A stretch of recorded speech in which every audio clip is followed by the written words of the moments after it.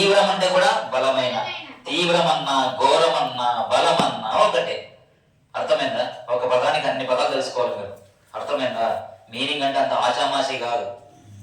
ఒక పదానికి ఒక 5-6 పదాలు తెలుసుకుంటే వాడు ఏ పదమైన ఇచ్చినా కూడా మీరు చేయగలరు. అర్థమైందా? నువ్వు ఏది ఇస్తావు ఇప్పుడు, నేను రాయడానికి సిద్ధంగా ఉన్నాను అనే ఛాలెంజ్ చేసుకొని చదవాలా. నువ్వేది ఇస్తావు చెప్పకుంటే అప్పుడు చెప్పు, నీ చెప్పుతో సమాధానం చెప్పు. చెప్పు ఏది అడుగుతావు చెప్పు, నువ్వు నేను చెప్తాను అన్న. ఆ విధంగా కసితో ఛాలెంజ్గా చదవాలా. నువ్వు ఎలా ఇస్తావు క్వశ్చన్ పేపర్, ప్యాసేజ్లో నుంచి ఏ మూలకి ఏముంది, ఏ మూలంగా వెతికి పట్టుకొని ఆన్సర్ చేస్తా. ఆ విధంగా కసి ఉండాలి మీలో. అర్థమైందా? ఆ విధంగా. నెక్స్ట్ చూడండి, దేనిని ప్రయోగించి ఇంద్రజిత్తు తలను నేల రాల్చాడు రావణుడు. ఇక నేల రాల్చడం కూడా ఒక్క పదం. నేల రాల్చడం అంటే అర్థం ఏంటి? చంపడం, మట్టిలో కలిసిపోవడం అన్న. రే నిన్ను మట్టి కల్పిస్తాను అంటే నిన్ను చంపుతాను, నిన్ను చంపేస్తాను, నిన్ని మట్టి కల్పిస్తాను అంటే మట్టిలో కలిపేస్తానంటే చంపేస్తాను. చనిపోయిన శవాన్ని ఎక్కడ పెడతారు? మట్టిలో దూచుతారు. మరి మట్టి కల్పిస్తానంటే అంటే అర్థం ఏంటి? చంపేస్తాను అని అర్థం.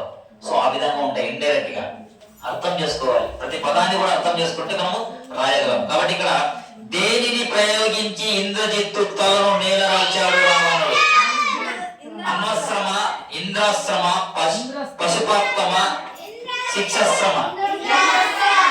ఇంద్రాశ్రమం, ఇంద్రాశ్రమం అని వదిలేస్తాడు. ఇంద్రాశ్రమం. సో దాని నుంచి వచ్చేస్తుంది. నెక్స్ట్ విరూపాక్షకుడు. ఈమె స్పందన అడిగింది నాకు. స్పందన వచ్చి, సార్ ఇక్కడ ఒకటి ఉంది, ఏం సార్ ఇది, ఈ మహోదరుడు ఎక్కడ ఉన్నాడు సార్, వెతికి పట్టండి అతన్ని, నాకు కనపడడం లేదని వచ్చినాడు. అతను విరూపాక్ష పక్కనే కూర్చున్నాడు. విరూపాక్ష పక్కనే ఉన్నాడు మహోదరుడు. ఆమెకి స్పందన కనిపించలేదు. సార్ ఎక్కడ ఉన్నాడు వెతకాలి సార్, కొంచెం విరూపాక్ష తప్పిపోయాడు, ఎక్కడ కళ్ళు కనబడడం లేదు, ఎక్కడ అన్నాడు. విరూపాక్ష పక్కన కూర్చున్నాడు. ఇప్పుడు నీ పక్కన అశనాబీ కూర్చునిందా? కూర్చున్నాబా? షబీనాబీ కూర్చునింది కదా, అట్లా కూర్చునింది. కూర్చొని వీళ్ళందరూ షబీనాబీ ఎక్కడ ఉంది, షబీనాబీ అంటే ఎక్కడ, ఏం చెప్తారు మీరు? మరి ఆమె పక్కన కనబడడం లేదా? మరి స్పందన మరి కళ్ళు బయలు పంపిన చాక్లెట్ ఇవ్వాల్సిందే నాకు. చెప్పాను, మరి నేనే ఆన్సర్ చెప్పినాను. ఆ విధంగా విరూపాక్షకుడు మహోదరుడు ఎవరి చేతిలో మరణించారు? ఇది డైరెక్ట్ క్వశ్చన్ అమ్మా. చూడండి ఒక్కసారి, ఇక్కడ చూడండి.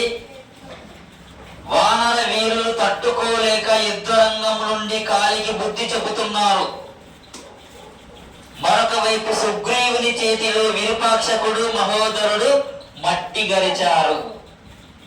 మరొక వైపు సుగ్రీవుని చేతిలో విరూపాక్షకుడు మహోదరుడు మట్టి గరిచారు. ఇద్దరున్నారా? విరూపాక్షకుడు మహోదరుడు పక్క పక్కనే ఉన్నారమ్మా, దూరంగా కూడా లేరు, పక్క పక్కనే. జిగిరి అంటారు, జిగిరి దోస్త్. జిగిరి అంటే తెలుసు కదా, జిగిరి దోస్త్ వాళ్ళు పక్క పక్కనే ఉన్నారు. నీకు కనపడలేదు. మరి వాళ్ళకు ఎవరికి? మహోదరుడికి నువ్వేమన్నా అన్నావేమో అని నీకు కనిపించకుండా కనపడలేదు, నీకు పక్క పక్కనే ఉన్నారు. మరి వారిద్దరు కూడా ఎవరి చేతిలో మరణించారు? సుగ్రీవుని చేతిలో మరణించారు. Direct question. చివరి లైన్ లో ఉంది, మహోదరుడు సుగ్రీవుని చేతిలో మరణించి విరూపాక్షకుడు. కాబట్టి డైరెక్ట్ క్వశ్చన్ ఇది. అరటి పండు ఇట్లా వలిసి నోట్లో పెట్టారు, ఇట్లా తినండి అని. అది కూడా తినకుండా ఉంటే మేము ఏం చేయగలం చెప్పండి? ఏదో జామ పండు, బెండ పండు, కాయడం కూడా కట్ చేస్తాం. అరటి పండు తోలు మెత్తగా ఉంటుంది ఇట్లా తినడానికి. మీకే ఏం చేసి తినొచ్చా? సో ఆ విధంగా ఉంది. చాలా ఈజీ ఉన్నాయి మా క్వశ్చన్స్, టఫ్ ఏం లేవు. అర్థమైందా? చాలా ఈజీగా ఉన్నాయి. ఓకే, నెక్స్ట్ ఇంకోటి చాలా ఇది కూడా అడిగారు నాకు, ఇది కూడా అడిగారు. చెప్పేది వినండి. ఇక్కడ వానరులు అంటే అర్థం ఏంటి?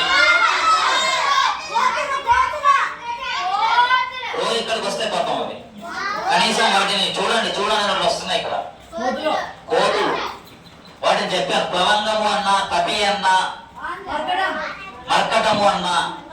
వానర సేన అంటే కోతులు, మొత్తం సైన్యం వస్తాయి. లవంగం గుర్తుపెట్టుకోండి, ప్లవంగం వస్తుంది. చెప్పాను లవంగం కూడా లేదా? ఇలా ఉంటాము, 4 పక్క 4 ఇట్లా ఉంటాయి. ఒక తలకాయలా ఉంటుంది, కొంచెం రాశారా? చూపాను. ఇట్లా రాయాలా? వానరము అంటే లవంగం గుర్తుపెట్టుకోమన్నా, అర్థమైందా? లవంగము. వానరము, వానరం అంటే కోతులని చెప్పిన. నువ్వే అడిగావు సార్ వానరం అంటే ఏం సార్? వాన వాన వాన వాన అనుకున్నావేమో, వర్షం అనుకున్నావా? వానరము కోతి. కాబట్టి చాలా ఈజీ ఇది, అర్థమైందా? అంటే ఎందుకు మీరు మర్చిపోతున్నారు అని మళ్ళీ రిపీట్ చేసుకోవద్దండి, అర్థమైందా? అన్ని పదాలు తెలుసుకుంటారు. ఇంకా ఒకటి మర్చిపోయినా వాడు ఏ పదం ఇస్తాడో తెలియదు. వాడు ఎగ్జామ్ సముద్రం, అది వాడు ఏదైనా అడగచ్చు. మిమ్మల్ని ఫిల్టర్ చేయడానికి ఉన్న ఒక సీటుకి 100 మంది పోటీ పడితే వాడేం చేయగలడు? ఫిల్టర్ చేయాలి, టఫ్ ఇస్తాడు. ఎవడైతే రాస్తాడో వాడికే సీట్ ఇస్తా నేను అని ఇస్తాడు.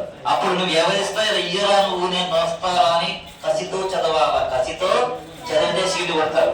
ఓకేనా, నాకు సీట్ కావాలా, నాకు నవోదయలో వెళ్ళాలా, నేను బనవాసిలో ఉండాలా, అక్కడ సాకారం చేసుకోవాలి.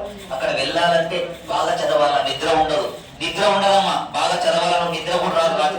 ఎప్పుడెప్పుడు సీటు కొట్టాలా, ఎప్పుడెప్పుడు స్పందన బాగా చదువుతుంది. స్పందన కన్నానే పొద్దున వేయాలి. స్పందన 4 గంటలకు లెసన్ 3 గంటలకే వేయాలి. స్పందన బ్రేక్ చేయాలి. స్పందన కన్నా ఎక్కువ మార్కులు రావాలి అనుకోవాలి.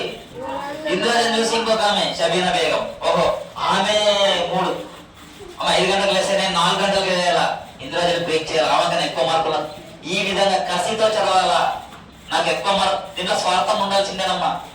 ఎవరైతే స్వార్థంగా వానికన్నా నాకు ఎక్కువ రావాలి. నాలెడ్జ్లో తృప్తి పడవద్దు. డబ్బు విషయంలో తృప్తి పడచ్చు. నాకు 1000 రూపాయల్లో ఒక 500 అంటే చాలా ఉన్నదని తృప్తి పడచ్చు డబ్బు విషయంలో. కానీ నాలెడ్జ్ విషయంలో తృప్తి పడకూడదు.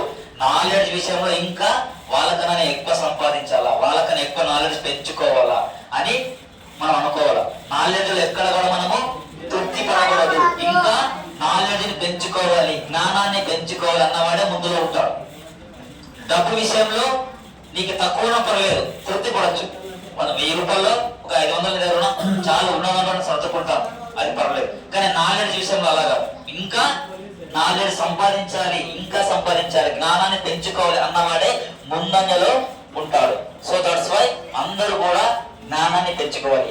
ఒకరికన్నా ఒకరు నేను వానికన్నా నేను ఎక్కువ చదవాలి, వానికన్నా నేను ముందుండాలి అని కాంపిటీషన్, పోటీతత్వం రావాలి. నేను ఎక్కువ చదవాలి, ఇంకా వాడికన్నా ఎక్కువ చదవాలి, వాడికన్నా ఎక్కువ మార్కులు రావాలని కసితో చదవాలి. అర్థమైందా? వానరం అంటేమి. ఇంకోటి అడిగాడమ్మా, ఇంకోటి, అది కూడా నాకు చాలా బాధ. ఈజీ అడిగాడు. రుద్రుడు, శివుడు కదమ్మా, కాలరుద్రుడు, భైరవుడు, పరమేశ్వరుడు, ఈశ్వరుడు, ఇవన్నీ శివుడికి ప్రియులు కదా. మరి ఛార్జింగ్ అయిపోయింది, ఛార్జింగ్ పెట్టండి.